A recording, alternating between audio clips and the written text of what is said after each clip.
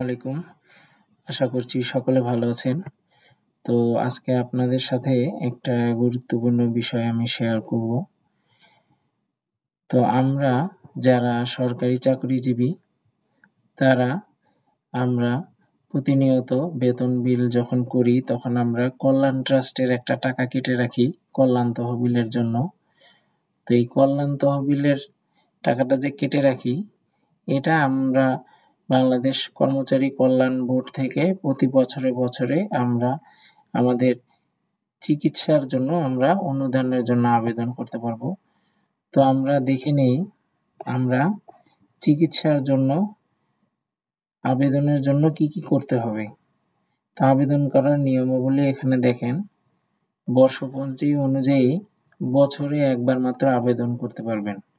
আপনারা জানুয়ারি মাস থেকে ডিসেম্বর মাস এর মধ্যে আবেদন করবেন এবং ১ বছরের আপনাদের যে খরচটা এটা ২ বছরের মধ্যে আপনারা আবেদন করতে পারবেন। যেমন আজকে আপনি অপারেশন বা কোনো পারপাসে একটা খরচ হলো, এটা আগামী বছর এবং তার পরের বছর পর্যন্ত আপনারা আবেদন করতে পারবেন। তারপরে কর্মকর্তা-কর্মচারী নিজে আমৃত্যু এবং পরিবারের সদস্যদের জন্য ৭৫ বছর বয়স পর্যন্ত এই অনুদান প্রাপ্য হবেন।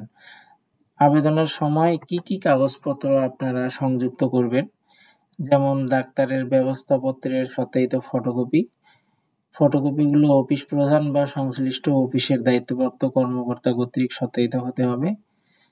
ডাক্তারের ব্যবস্থাপত্র অনুযায়ী ওষুধ ক্রয়ের মূল ভাউচার, মনে রাখবেন ফটোকপি না, মূল ভাউচার।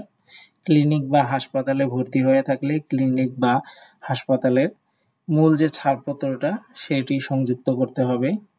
এক্ষেত্রে আপনার ভাই বোন বা পিতামাতার ক্ষেত্রে আপনি যদি আবেদন করতে চান পিতামাতার চিকিৎসার জন্য, ভাই বোনের চিকিৎসার জন্য, সেক্ষেত্রে আপনার উপর যে তারা নির্ভরশীল, মানে আপনার স্যালারির উপর যে তারা নির্ভরশীল, এটার জন্য সংশ্লিষ্ট আপনার যে পৌর এলাকা থাকলে পৌর এলাকার যে আপনার মেম্বার আছে বা ইউনিয়ন পরিষদের যে মেম্বার আছে, হ্যাঁ, তাদের আপনার একটা নির্ভরশীলতার প্রত্যয়নপত্র নিতে হবে তার কাছ থেকে। তারপরে অ্যাটাচ করতে হবে খরচের হিসাব বিবরণী। এই হিসাব বিবরণীটাতে অবশ্যই কর্মচারীর স্বাক্ষর থাকতে হবে সিল সহ। এছাড়া আপনাদের ফর্মটি আমি দেখাবো।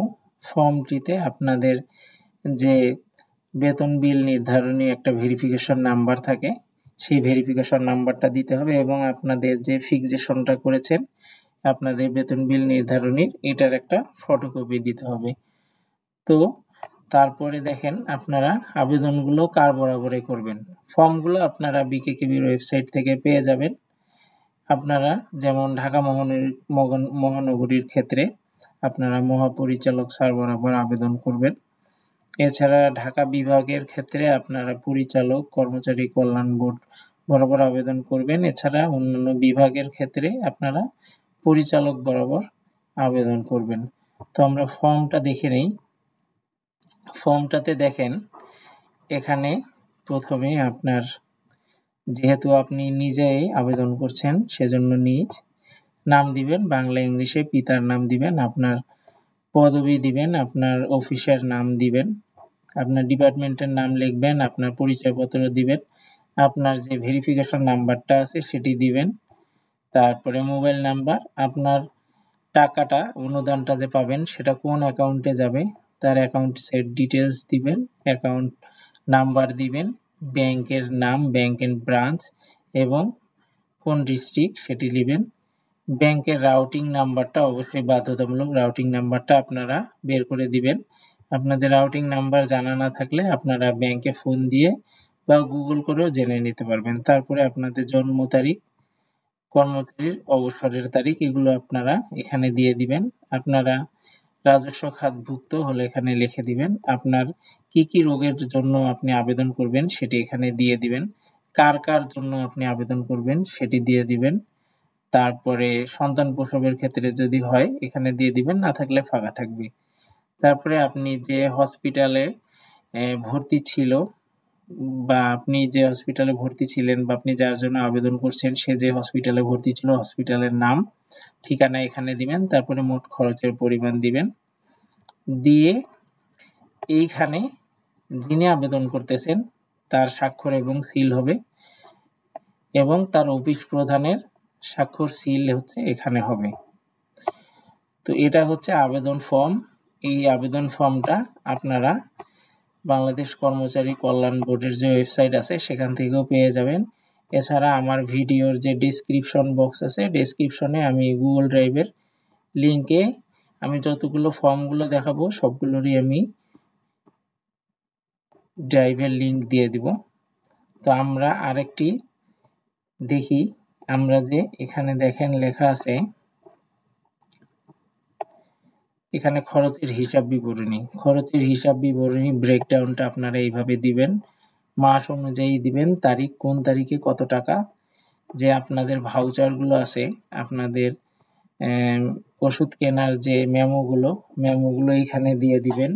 এখন মনে করেন আপনি ডাক্তার দেখিয়েছেন, ডাক্তার দেখানোর পরে ডাক্তার একটা কনসালটেশন ফি যেটা নেয় এটা আপনারা ডাক্তারকে বলবেন যে আমি এটা বিল করব অফিসিয়ালি, তো আমাকে এটা আপনি লিখে দেন। তখন ডাক্তার কনসালটেশন ফি বাবদ যে টাকাটা নিবে সেটা লিখে সে স্বাক্ষর করে দিবে ডাক্তার, এবং আপনারা যখন আবেদন করবেন এটার অরিজিনাল কপিটা এটার সাথে দিতে হবে।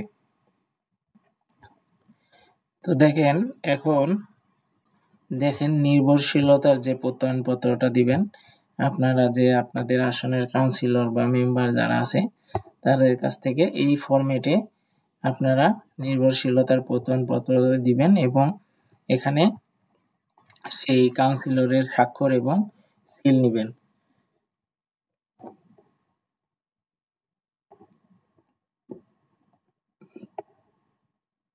তারপরে দেখেন আপনারা আপনাদের যে ঊর্ধ্বতন কর্তৃপক্ষ, যেমন আমি উপজেলার অফিসার, সেক্ষেত্রে আমি আমার জেলার অফিসারের কাছ থেকে একটা ফরওয়ার্ডিং, মেইনলি আবেদনটা আপনি করবেন আপনার জেলা অফিসার বরাবর, আপনার জেলার অফিসার একটা ফরওয়ার্ডিং দিয়ে দিবে কর্মচারী কল্যাণ বোর্ডের পরিচালক স্যার বরাবর।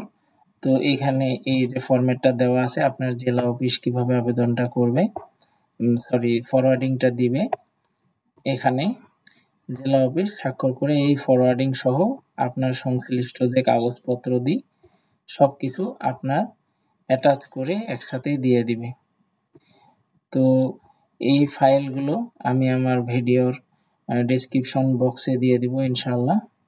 তো এরপরও যদি আপনাদের কোনো জিজ্ঞাসা থাকে তো আমার ভিডিওতে কমেন্ট করবেন, আর ভিডিওটি ভালো লাগলে অবশ্যই লাইক দিবেন। আপনার পরিচিত যারা আছে বিভিন্ন সময় আবেদন কিভাবে করবে, কি থেকে কি করবে জানে না, বা তাদেরকে জানানোর জন্য তাদের সাথে আপনি ভিডিওটা শেয়ার করবেন। তো সকলেই ভালো থাকেন। আসসালামু আলাইকুম ওয়া রাহমাতুল্লাহি ওয়া বারাকাতুহু।